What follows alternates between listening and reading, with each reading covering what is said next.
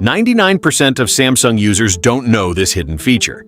Your Galaxy phone can actually work as a powerful magnifying glass without installing any app. Let me show you how to turn it on in just 30 seconds. First, open your Samsung Galaxy device settings. Then scroll down and find Accessibility. Then tap on Accessibility. Then tap on Vision Enhancements. Then scroll down and find Magnification. Then tap on Magnification. Then turn on Magnification shortcut. And choose your preferred shortcut. For example, you can use the Accessibility button. Now, whenever you tap that shortcut, a powerful magnifying window instantly appears on your screen. You can move it anywhere, zoom in or out, and read tiny text without taking a screenshot or installing any third-party app.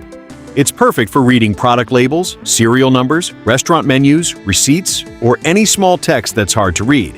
When you're finished, just triple tap anywhere on the screen to instantly close the magnification window and return your display to normal.